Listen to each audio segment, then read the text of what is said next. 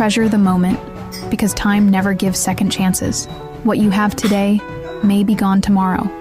Hold it close, feel it deeply, and live it fully. Relax. There's no need to rush.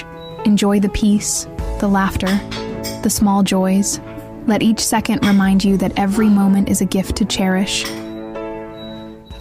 Kapag natutunan mong mahalin ang sarili mo ng buo, nagbabago ang pananaw mo sa mundo.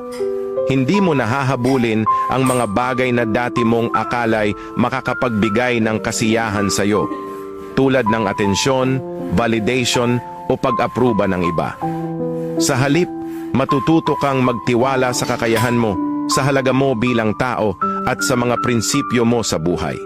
Ang pagmamahal sa sarili ay hindi pagiging makasarili. Ito ay pagbuo ng mas matatag na pundasyon para sa sariling kaligayahan at kapayapaan. Kapag mahal mo ang sarili mo, ikaw na ang nagiging standard. Hindi mo na ikukumpara ang sarili mo sa iba dahil alam mong sapat ka, higit pa sa sapat. Hindi madali ang proseso.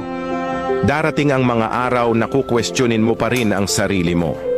Pero sa bawat hakbang patungo sa sariling pagmamahal, unti-unting mawawala ang pangangailangan mo ng kumpirmasyon mula sa ibang tao. Kasi sa huli, ang pinakamahalagang opinyon ay yung nanggagaling sa'yo. Kaya't simulan mo na. Maging ang sarili mong standard.